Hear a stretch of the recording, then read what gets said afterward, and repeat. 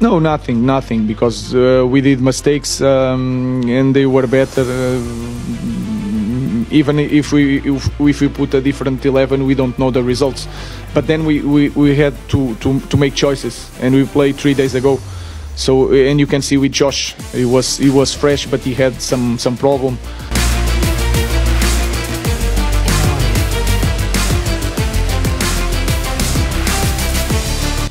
Hai semuanya, selamat datang di channel YouTube Garuda IDN.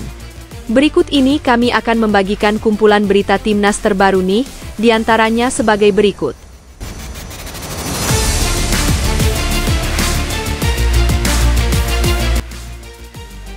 Pelatih Manchester United minta ASEAN All Stars dibatalkan saja, daripada pihak AFF bangkrut.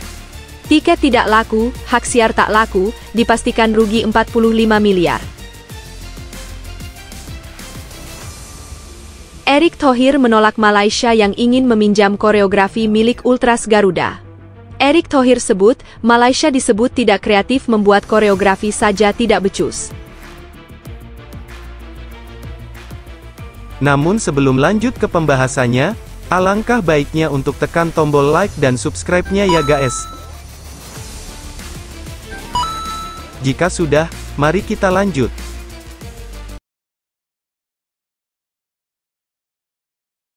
Pelatih Manchester United minta ASEAN All Stars dibatalkan saja, daripada pihak AFF bangkrut. Tiket tidak laku, hak siar tak laku, dipastikan rugi 45 miliar. Baru-baru ini, sebuah wacana menarik datang dari kawasan Asia Tenggara. Presiden Federasi Sepak Bola ASEAN menggagas pertandingan persahabatan antara tim ASEAN All Stars dan klub raksasa Inggris, Manchester United. Gagasan ini seharusnya menjadi ajang bergengsi yang dinanti banyak penggemar sepak bola, apalagi mengingat reputasi global klub berjuluk Setan Merah tersebut.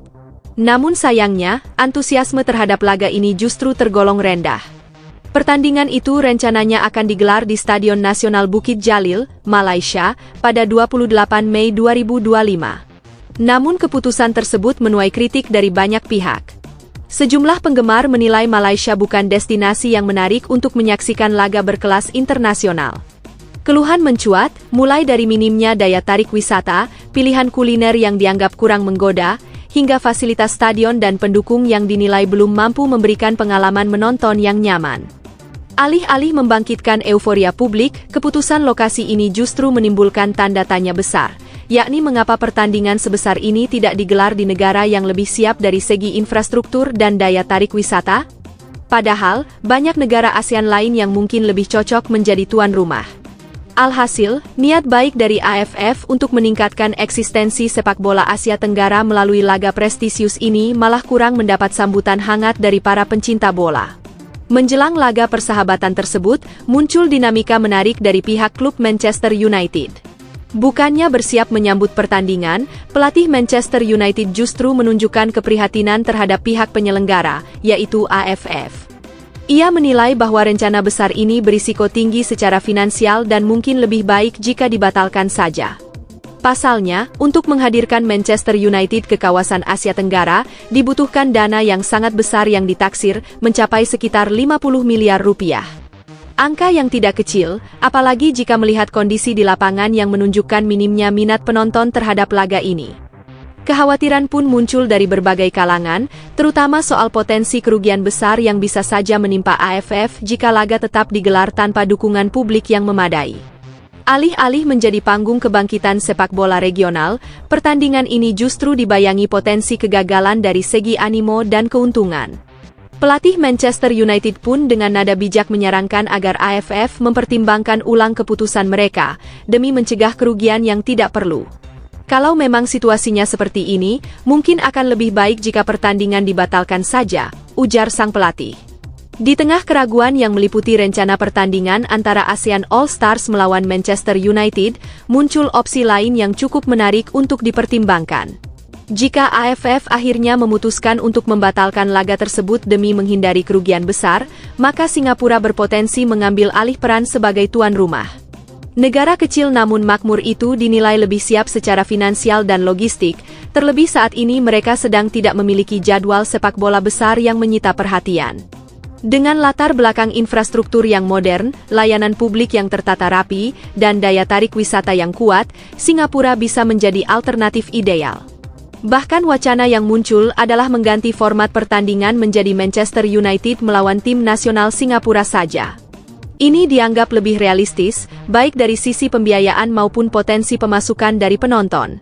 Namun, jika AFF tetap bersikeras menyelenggarakan laga di lokasi awal dengan kondisi yang tidak mendukung, maka risiko finansial sangat besar harus ditanggung. Biaya besar untuk mendatangkan tim sekelas Manchester United tidak akan sepadan jika stadion sepi dan minat publik rendah.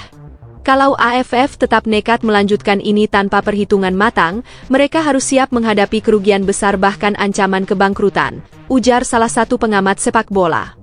Lantas apakah kalian puas melihat AFF yang sering curangi Indonesia kini bangkrut? Jika kalian puas melihat AFF bangkrut karena gaya-gayaan ingin undang Manchester United, silakan like video ini serta tulis di komen, "Saya senang AFF bangkrut, rasain lo emang enak."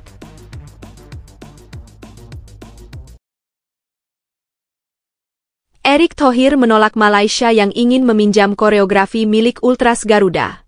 Erick Thohir sebut, Malaysia disebut tidak kreatif membuat koreografi saja tidak becus.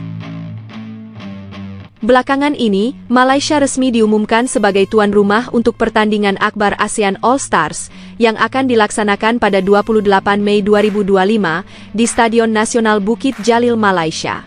Menjadi tuan rumah tentu bukan perkara sepele, sebab tanggung jawab besar menanti.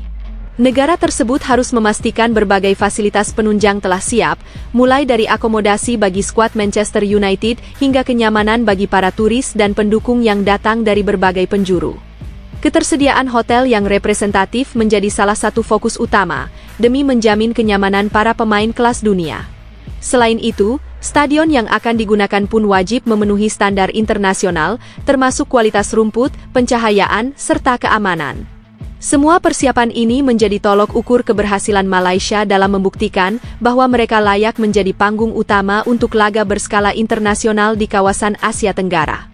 Di sisi lain, menjelang laga bergengsi tersebut melawan, Presiden FAM, Datuk Hamidin, menyampaikan ketertarikannya untuk meminjam koreografi milik supporter fanatik Indonesia, Ultras Garuda. Langkah ini muncul karena Indonesia dikenal sebagai salah satu negara dengan kreativitas koreo terbaik di Asia Tenggara. Setiap kali tim nasional berlaga, selalu ada tampilan visual baru yang mengesankan di tribun penonton. Dari pesan-pesan penuh semangat hingga karya seni megah berbentuk visual, semua dibuat dengan dedikasi tinggi. Tak heran jika Malaysia ingin menghadirkan atmosfer serupa untuk menyemarakkan laga nanti. Mereka berharap nuansa tribun akan terasa lebih hidup dan menggelegar, apalagi menghadapi klub legendaris seperti Manchester United yang punya jutaan penggemar di kawasan Asia Tenggara. Ketua Umum PSSI, Erick Thohir, memberikan respons keras dan lugas terhadap permintaan dari pihak penyelenggara di Malaysia. Tanpa ragu, ia menyampaikan penolakannya secara terbuka, bahkan menyindir bahwa permintaan tersebut mencerminkan kurangnya kreativitas dan inisiatif dari pihak tuan rumah. Menurut Erick, mengandalkan negara lain untuk urusan koreografi tribun justru menunjukkan betapa tidak siapnya mereka dalam menciptakan atmosfer pertandingan yang meriah secara mandiri. Ia menegaskan bahwa menjadi tuan rumah sebuah ajang besar tidak hanya sebatas menyediakan fasilitas teknis seperti stadion dan akomodasi, tetapi juga menyangkut hal-hal non-teknis yang berpengaruh pada pengalaman seluruh pihak yang terlibat. Termasuk di dalamnya adalah bagaimana tuan rumah menampilkan identitas, budaya, dan antusiasme pendukung lewat koreografi atau tampilan visual lainnya. Erick juga menyoroti bahwa ketergantungan semacam itu memperlihatkan minimnya kesiapan dan ketiadaan konsep orisinal dari Malaysia. Baginya, sebuah negara yang serius menjadi tuan rumah seharusnya bisa menghadirkan suasana pertandingan yang khas dan mencerminkan karakter negaranya sendiri, bukan justru meminta bantuan negara lain demi menutupi kekurangannya. Dengan nada sinis namun tegas, Erick mempertanyakan, kalau bahkan untuk urusan koreografi saja harus pinjam dari luar, lalu apa sebenarnya yang mereka siapkan untuk menyambut gelaran besar ini? Ujar Erick. Tak hanya itu, selain masalah koreografi, muncul juga sejumlah permintaan yang cukup kontroversial dari pihak Malaysia dan AFF. Salah satu yang cukup mengejutkan adalah keinginan mereka untuk meminjam dua pemain penting dari Indonesia, yakni Ula Romeni dan Marcelino Ferdinand. Kedua pemain tersebut saat ini sedang menjadi sorotan berkat performa apik mereka, dan dianggap mampu menjadi daya tarik besar dalam laga tersebut. Namun, Ketua Umum PSSI, Erick Thohir, kembali mengambil sikap tegas dengan menolak mentah-mentah permintaan tersebut. Bagi Erick, kedua pemain itu merupakan bagian penting dari rencana besar Timnas Indonesia dan tidak bisa sembarangan dilepas hanya untuk kepentingan sebuah laga persahabatan. Ia menilai bahwa fokus utama saat ini bukanlah sekadar pertandingan hiburan, melainkan persiapan menghadapi babak berat di kualifikasi Piala Dunia 2026.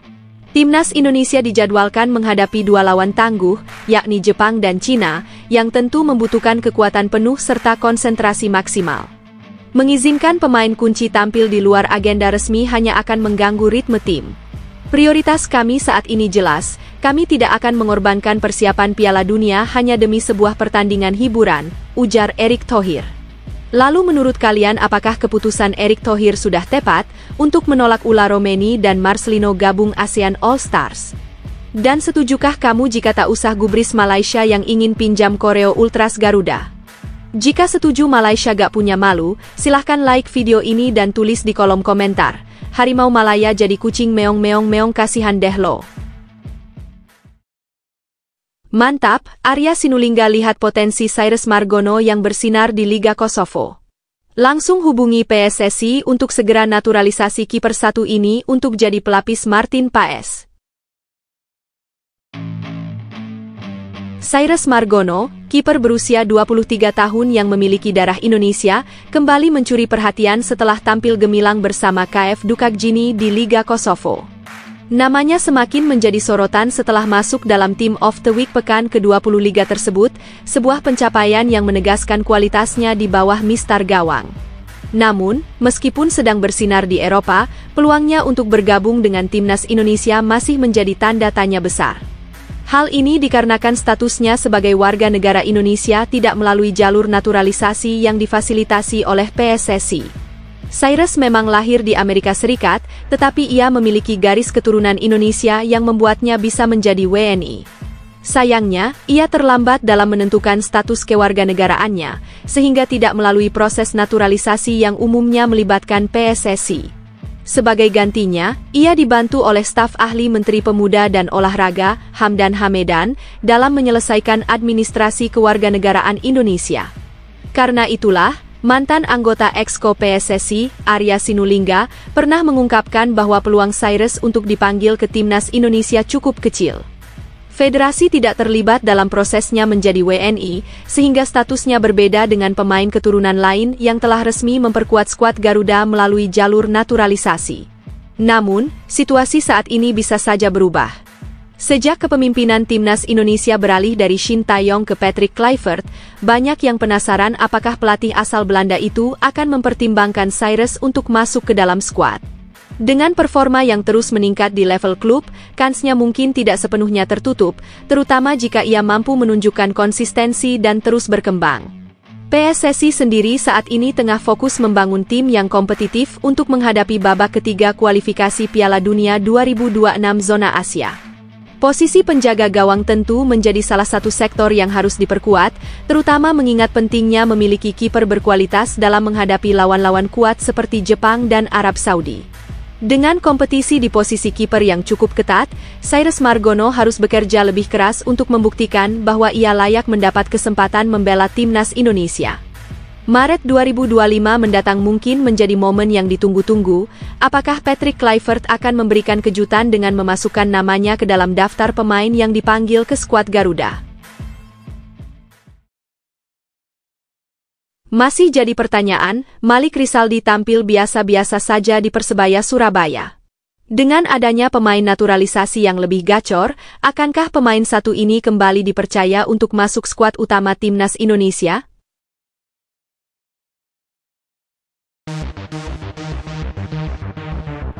Dua pemain andalan Persebaya Surabaya, Hernando Ari Sutaryadi dan Malik Rizaldi, dipastikan tidak bergabung dengan Timnas Indonesia dalam dua laga kualifikasi Piala Dunia 2026 melawan Jepang dan Arab Saudi. Absennya mereka menjadi kehilangan besar bagi skuad Garuda yang akan bertanding di Stadion Gelora Bung Karno pada 15 dan 19 November mendatang. Pelatih Shin Tae-yong telah memanggil 27 pemain untuk menghadapi dua laga penting ini. Beberapa nama yang selalu menjadi pilihan utama tetap mendapat panggilan, seperti Jai Itzes, Martin Paes, dan Ragnar Oratmangoen. Namun, Hernando Ari dan Malik Rizaldi tidak termasuk dalam daftar tersebut. Keputusan ini tentu mengundang pertanyaan di kalangan supporter, mengingat keduanya memiliki kontribusi besar bagi klub dan timnas dalam beberapa kesempatan sebelumnya. Persebaya Surabaya pun memberikan klarifikasi terkait ketidakhadiran dua pemainnya. Hernando dan Malik diketahui mengalami cedera saat bertanding melawan PSM Makassar pada pekan ke-9 BRI Liga 1. Malik harus menepi akibat masalah pada kaki kirinya, sedangkan Hernando juga mengalami cedera yang membuatnya belum siap untuk kembali ke lapangan. Selain dua pemain Persebaya, Kapten Timnas Indonesia, Asnawi Mangkualam, juga tidak bisa ambil bagian dalam pemusatan latihan kali ini. Pemain yang kini bermain untuk Port FC di Liga Thailand tersebut mengalami cedera otot hamstring dalam pertandingan pekan ke-10 Thai League 1. Cedera ini membuatnya harus fokus pada proses pemulihan agar bisa kembali dalam kondisi terbaik. Absennya tiga pemain tersebut tentu menjadi tantangan tersendiri bagi Shin Tae-yong dalam menyusun strategi.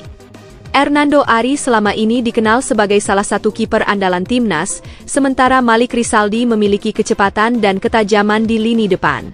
Di sisi lain, kehilangan Asnawi juga cukup signifikan mengingat perannya sebagai kapten serta pengalamannya di level internasional. Dengan situasi ini, pelatih harus mencari solusi dengan mengandalkan pemain lain yang tersedia. Kesempatan pun terbuka bagi para pemain muda maupun pemain yang selama ini menjadi pelapis untuk membuktikan kualitas mereka di lapangan. Laga melawan Jepang dan Arab Saudi bukan hanya menjadi ajang uji coba kekuatan tim, tetapi juga momen krusial dalam perjalanan timnas Indonesia di kualifikasi Piala Dunia 2025. Meski menghadapi tantangan besar, timnas Indonesia tetap bertekad tampil maksimal demi meraih hasil terbaik di hadapan pendukungnya sendiri. Dukungan penuh dari supporter akan menjadi dorongan moral bagi skuad Garuda untuk berjuang habis-habisan di laga nanti.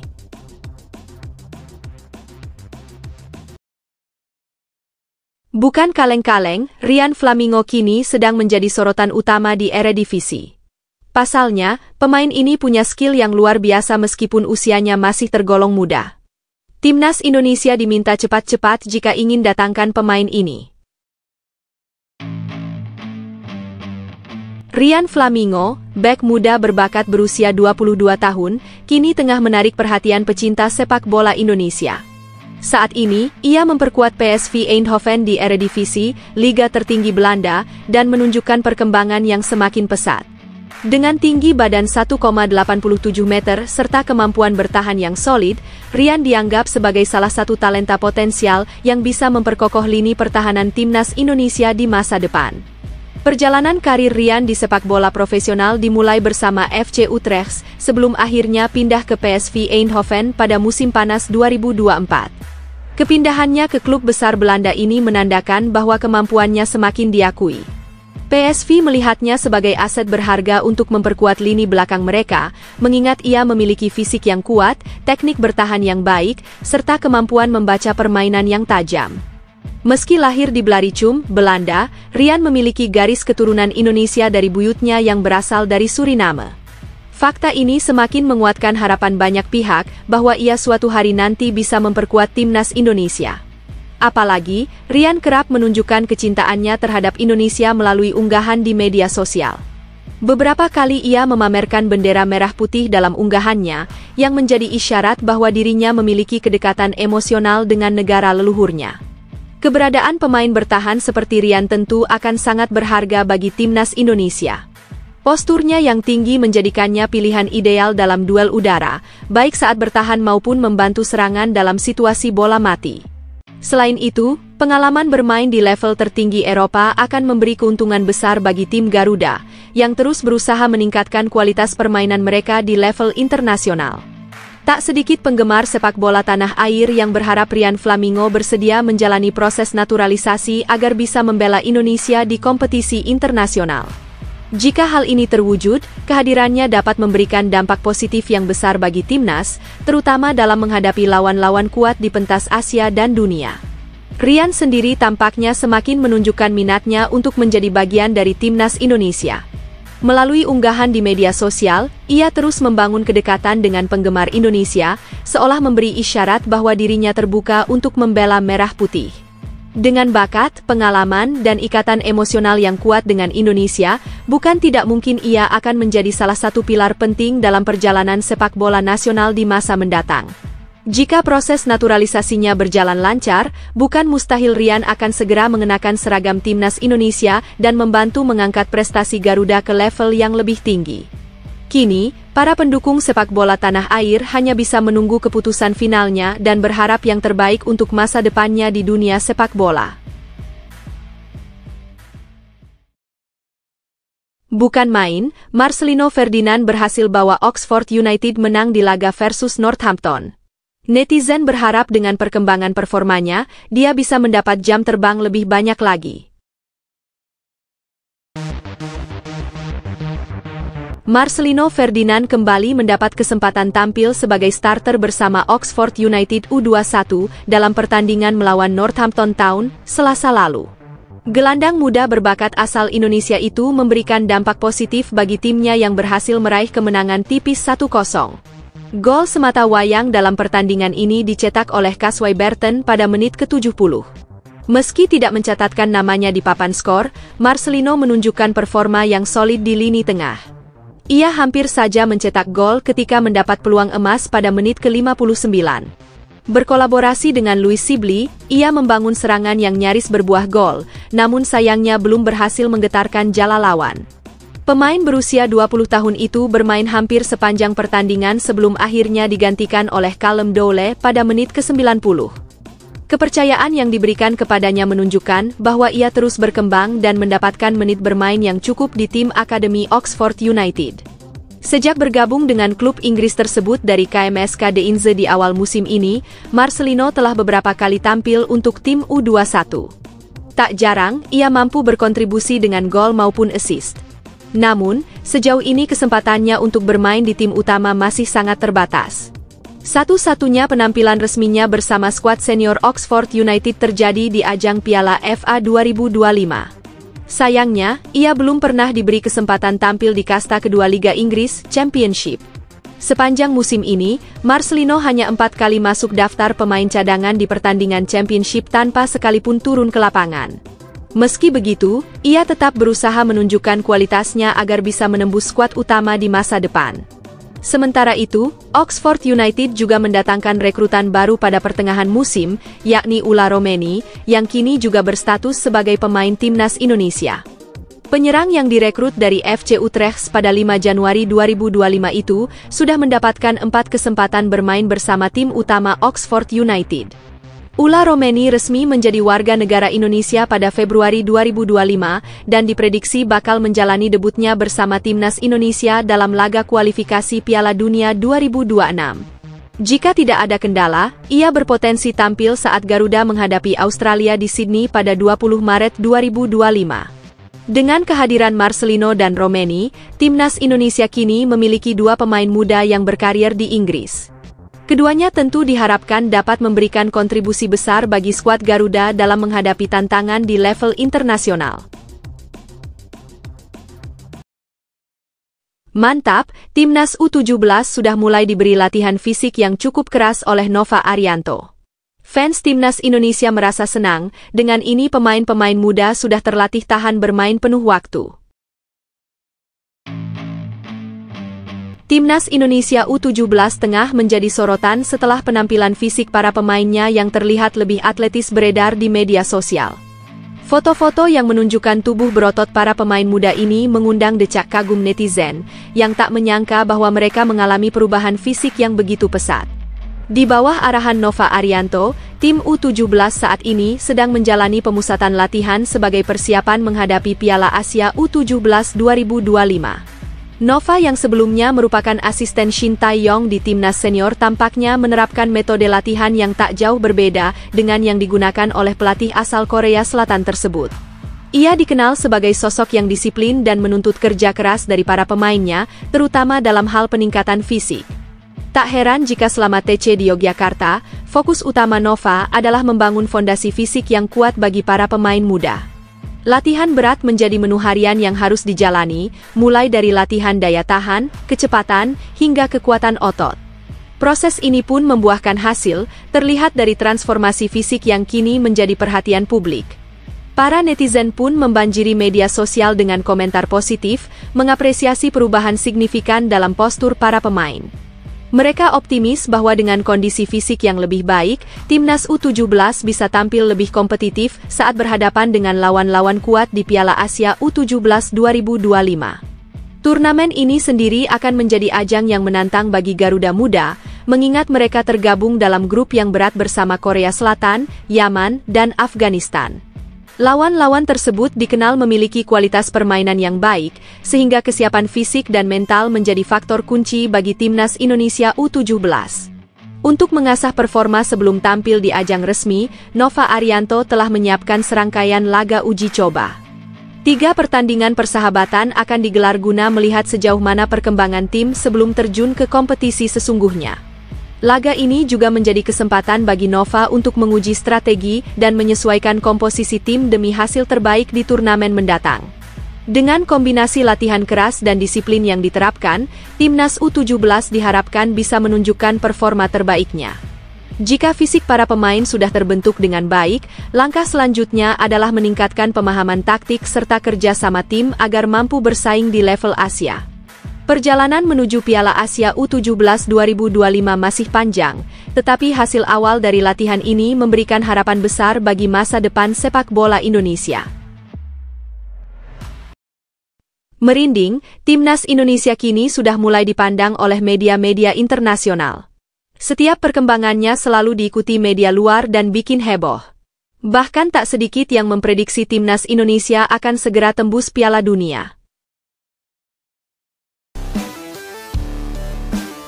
Sepak bola Indonesia kini semakin mendapat perhatian dari dunia internasional. Hal ini tak lepas dari kabar pergantian pelatih timnas yang menjadi sorotan, termasuk oleh jurnalis sekaligus pakar transfer ternama asal Italia, Fabrizio Romano. Keputusan menunjuk Patrick Kluivert sebagai pelatih baru menggantikan Shin Tae-yong menarik perhatian berbagai media global. Dalam laporan yang dibagikan melalui akun media sosialnya, Fabrizio Romano mengungkapkan bahwa Patrick Kluivert telah sepakat menandatangani kontrak berdurasi 2 tahun sebagai juru taktik timnas Indonesia. Tak hanya itu, mantan striker legendaris Belanda ini juga diberikan target besar, yaitu membawa skuad Garuda lolos ke Piala Dunia 2026. Tak hanya Romano, media internasional juga turut menyoroti pergantian pelatih ini. Media asal Inggris menulis bahwa pemecatan Shin Tae-yong menjadi keputusan mengejutkan, terutama mengingat kiprah pelatih asal Korea Selatan itu yang berhasil membawa timnas Indonesia berkembang pesat. Mereka juga membahas bagaimana kedatangan Kluivert diharapkan dapat memperbesar peluang Indonesia tampil di ajang sepak bola terbesar dunia. Sementara itu, media asal Belanda turut melaporkan kabar bahwa Kluivert akan segera menandatangani kontrak dengan timnas Indonesia. Dengan rekam jejaknya sebagai pemain dan pelatih, banyak yang penasaran bagaimana ia akan meracik strategi untuk skuad Garuda ke depan. Pengamat sepak bola nasional, Kesit Budi Handoyo, menilai bahwa semakin banyaknya sorotan dari media internasional membuktikan bahwa sepak bola Indonesia sedang dalam jalur yang positif. Apalagi, kehadiran sosok sebesar Patrick Kluivert tentu meningkatkan daya tarik timnas di mata dunia. Nama besar Kluivert sebagai pemain, terutama saat membela Ajax dan Barcelona, menjadi faktor yang membuat pengangkatannya mendapat perhatian luas. Meski begitu, banyak pihak juga mempertanyakan pengalaman Kluivert sebagai pelatih kepala, terutama di level tim nasional. Sejauh ini, ia lebih banyak berperan sebagai asisten pelatih, salah satunya ketika bekerja sama dengan Louis van Gaal di timnas Belanda. Namun, Kesit menilai bahwa pengalaman mendampingi pelatih sekelas Van Gaal bisa menjadi modal berharga bagi Kluivert dalam menangani timnas Indonesia. Dengan tantangan besar yang menanti, termasuk 2 laga kualifikasi Piala Dunia 2026 melawan Australia dan Bahrain, Kluivert harus segera beradaptasi dengan atmosfer sepak bola Indonesia. Jika mampu membawa perubahan positif, bukan tak mungkin kehadirannya akan menjadi titik balik bagi timnas Indonesia untuk semakin diperhitungkan di kancah internasional. Ngeri, Justin Hubner dipasang jadi kapten oleh Wolverhampton U21 sekaligus cetak gol penyelamat. Tak ragu lagi, sang pelatih bakal langsung promosikan Hubner ke tim senior dalam waktu dekat.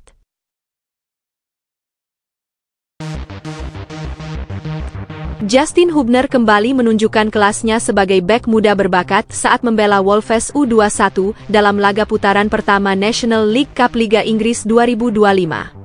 Dalam pertandingan yang digelar di Crown Oil Arena, Rochdale, pada Selasa malam waktu setempat atau Rabu dini hari WIB, Hubner tidak hanya dipercaya sebagai starter, tetapi juga diberikan tanggung jawab sebagai kapten tim. Laga ini berlangsung sengit ketika Wolves U21 menghadapi Rochdale. Sejak peluit pertama dibunyikan, tim tamu langsung mengambil inisiatif serangan. Hasilnya, mereka sukses membuka keunggulan di menit kedua melalui gol cepat Matthew Whittingham. Namun, Rochdale tidak tinggal diam dan berhasil bangkit. Ian Henderson menjadi pahlawan bagi tuan rumah dengan mencetak 2 gol yang membalikkan keadaan menjadi 2-1. Keunggulan Rochdale bertahan hingga waktu normal hampir berakhir. Namun, Wolves U21 terus berusaha mencari celah untuk menyamakan kedudukan. Saat pertandingan memasuki menit-menit akhir, Justin Hubner muncul sebagai penyelamat. Di menit ke injury time, ia sukses mencetak gol krusial yang memaksa pertandingan berlanjut ke babak adu penalti. Memasuki drama tos-tosan, Wolves U21 tampil lebih tenang dan efektif dibandingkan lawannya. Mereka sukses menuntaskan babak adu penalti dengan kemenangan telak 4-1. Salah satu momen penting terjadi ketika Hubner ditunjuk sebagai eksekutor keempat. Dengan penuh percaya diri, ia sukses menjalankan tugasnya dan memastikan kemenangan bagi timnya. Sayangnya, meskipun meraih kemenangan di laga ini, Wolves U21 tetap harus angkat koper dari turnamen. Mereka hanya mampu finish di peringkat keempat grup B dengan 7 poin, terpaut 1 angka dari Altrincham yang berhak melaju ke perempat final. Meski gagal membawa timnya ke fase berikutnya, penampilan Hubner tetap menjadi sorotan. Kepercayaan sebagai kapten menunjukkan bahwa ia memiliki peran penting dalam tim. Selain itu, kontribusinya dalam mencetak gol penyeimbang serta keberhasilannya di babak adu penalti semakin menegaskan kualitasnya sebagai pemain bertahan yang tangguh dan bermental kuat.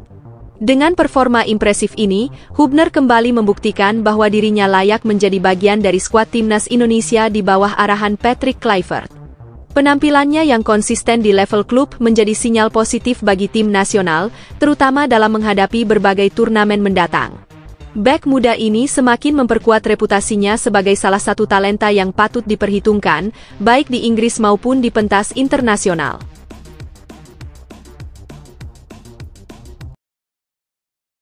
Mantap, Iqbal Gwijangge tetap tak menyerah meskipun gagal lolos ke 8 besar Piala Asia U20. Iqbal mengaku akan banyak belajar dari pertandingan-pertandingan kemarin.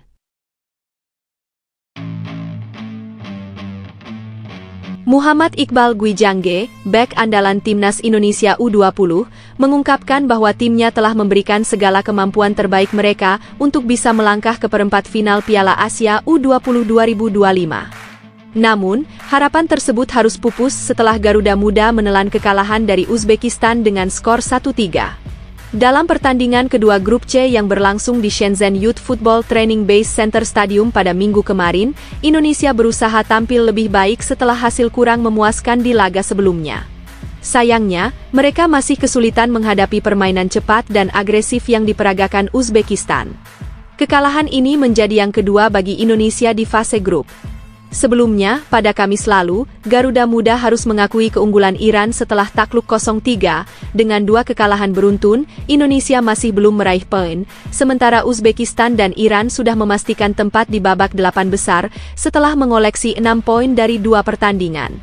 Meski hasilnya tidak sesuai harapan, Iqbal menilai bahwa timnya telah menunjukkan perkembangan dalam permainan. Mereka mencoba memberikan perlawanan sengit kepada Uzbekistan dan sempat menciptakan sejumlah peluang. Namun, lawan tampil lebih dominan dengan tempo tinggi dan kombinasi serangan yang cepat, sehingga sulit bagi Indonesia untuk mengimbangi. Di sepanjang laga, Garuda Muda tetap berusaha mencari celah untuk mencetak gol. Namun, ketangguhan lini pertahanan Uzbekistan membuat mereka kesulitan membangun serangan yang efektif. Meski begitu, semangat juang para pemain tetap terlihat hingga peluit panjang berbunyi. Iqbal mengakui bahwa ada banyak hal yang bisa dipelajari dari pertandingan ini. Menurutnya, menghadapi tim-tim kuat seperti Uzbekistan dan Iran memberikan pengalaman berharga bagi para pemain muda Indonesia. Mereka kini memahami standar permainan di level Asia yang lebih kompetitif dan menuntut kecepatan serta ketahanan fisik yang tinggi. Dengan hasil ini, peluang Indonesia untuk melaju ke fase berikutnya resmi tertutup. Meski demikian, skuad Garuda Muda tetap berkomitmen untuk memberikan yang terbaik di laga terakhir grup. Mereka ingin menutup perjalanan di turnamen ini dengan hasil positif dan menunjukkan perkembangan dalam permainan mereka. Kegagalan di Piala Asia U20 2025 tentu menjadi pelajaran berharga bagi timnas Indonesia U20. Evaluasi akan terus dilakukan demi meningkatkan kualitas tim, terutama dalam menghadapi lawan-lawan dengan gaya bermain cepat dan agresif. Kedepan, Garuda Muda diharapkan bisa semakin matang dan siap bersaing di level yang lebih tinggi.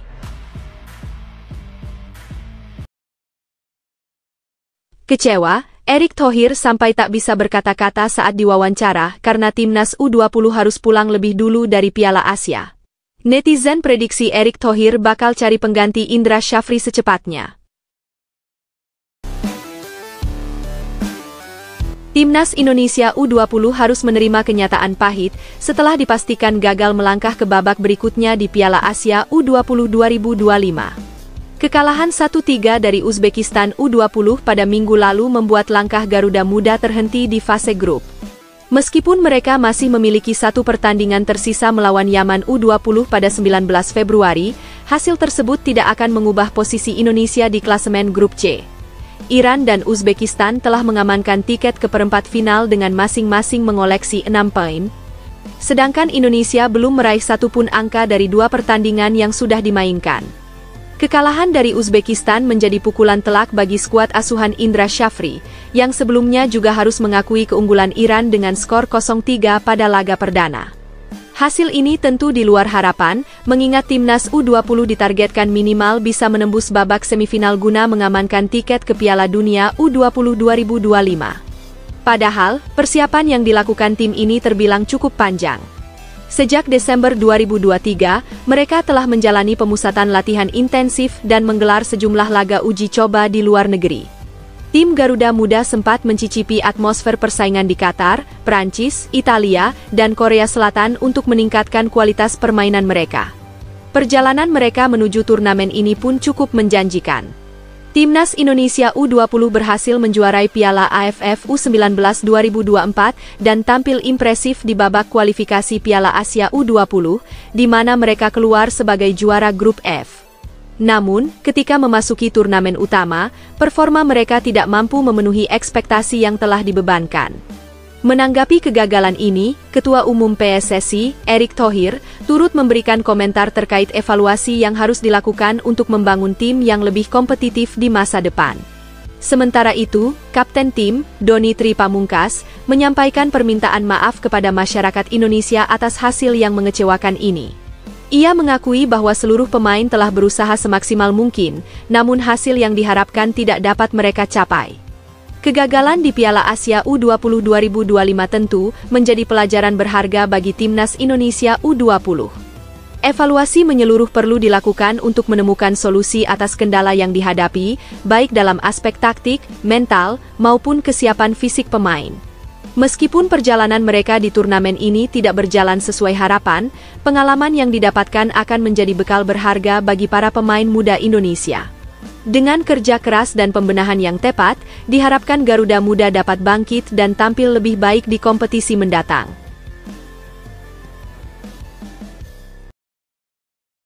Tak patah semangat, Yance Sayuri masih berambisi untuk terus masuk skuad utama timnas Indonesia.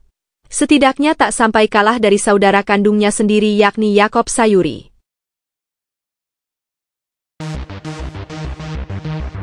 Yance Sayuri, winger berbakat timnas Indonesia, baru-baru ini mengungkapkan keinginannya yang cukup menarik. Pemain yang merupakan saudara kembar dari Yaakob Sayuri ini berambisi untuk menyamai jumlah penampilan sang kembaran di level internasional. Meskipun dikenal sebagai salah satu winger terbaik di kompetisi domestik, perjalanan Yance di timnas Indonesia tidak semulus Yakob. Sejak melakoni debut pada tahun 2022, ia baru mencatatkan satu penampilan bersama skuad Garuda. Berbeda dengan Yakob yang telah mengoleksi 22 caps dan mencetak 3 gol sejak debutnya pada 2021. Di level klub, Yance sebenarnya memiliki rekam jejak yang cukup impresif. Ia pernah menjadi bagian penting dari skuad PSM Makassar yang berhasil menjuarai BRI Liga 1 musim 2022. Namun, nasibnya di tim nasional kerap kurang beruntung. Berbagai faktor, terutama cedera yang sering menimpanya, membuatnya kesulitan mendapatkan kesempatan bermain lebih banyak bersama timnas Indonesia. Beberapa kali, Yance sempat mendapatkan panggilan untuk mengikuti pemusatan latihan. Sayangnya, dalam beberapa kesempatan ia terpaksa dicoret karena cedera kambuhan yang terus mengganggunya. Hal ini tentu menjadi tantangan besar bagi sang pemain dalam usahanya untuk membuktikan diri di level internasional. Kini, harapan baru muncul bagi Yance setelah ia kembali mendapat kesempatan dipanggil ke timnas Indonesia untuk menghadapi babak ketiga kualifikasi Piala Dunia 2026 zona Asia. Tim Garuda dijadwalkan menghadapi dua lawan tangguh, yakni Jepang dan Arab Saudi. Sayangnya, meski sudah bergabung dalam skuad, Yance tidak mendapat kesempatan bermain di dua pertandingan tersebut. Pelatih Shin Tae-yong lebih mempercayakan posisinya kepada Yakob Sayuri, yang tampil lebih konsisten dan sudah memiliki pengalaman lebih banyak di level internasional. Meski demikian, Yance tidak menyerah begitu saja. Ia tetap menunjukkan dedikasi tinggi dalam setiap latihan dan berusaha membuktikan bahwa dirinya layak mendapatkan menit bermain di masa mendatang. Dengan kerja keras dan kondisi fisik yang lebih terjaga, peluang untuk tampil lebih sering di tim nasional masih terbuka bagi pemain yang kini tengah berusaha bangkit dari cedera. Keinginan Yance untuk menyamai jumlah penampilan Yakob bukan sekadar ambisi pribadi, melainkan juga motivasi untuk terus berkembang dan memberikan yang terbaik bagi timnas Indonesia. Jika mampu menjaga konsistensi serta kebugarannya, bukan tidak mungkin ia akan mendapatkan lebih banyak kesempatan di laga-laga mendatang.